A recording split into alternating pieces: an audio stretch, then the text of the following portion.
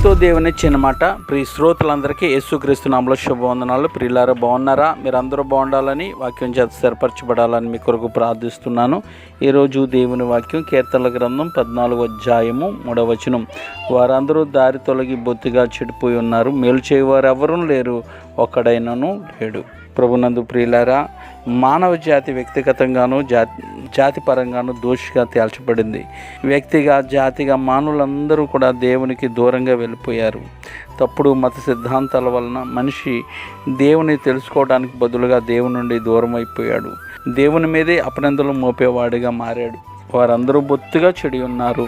చెడిపోవుట అనే మాటకు పాడైపోవుట అని అర్థం. కొన్నిసార్లు నా భార్య ఫ్రిడ్జ్ తలుపులు తీసి దానిలో ఏదో పాడైపోయింది అంటుంది. అంటే దుర్వాసన వస్తుందని అర్థం. ఫ్రిడ్జ్ అంతా వెతికితే ఏదో మూల చిన్న మాంసం మొక్క ఉండిపోయి కొంప కొడుతూ ఉంది. దేవుడు కూడా అదే అంటున్నాడు. మీరందరూ పాడైపోయారు, చెడిపోయారు.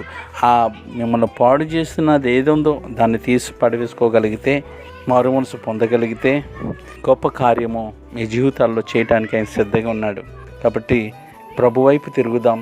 ప్రభు చెప్పినట్లుగా మన జీవితాన్ని పరీక్షించుకొని ఆయనకి ఇష్టం లేని తీసివేసుకొని ఆయనకి ఇష్టంగా మరి ఆయన ఇచ్చే ఆశీర్వాదాలన్నీ నువ్వు నేను మనందరం పొందుకుందాం.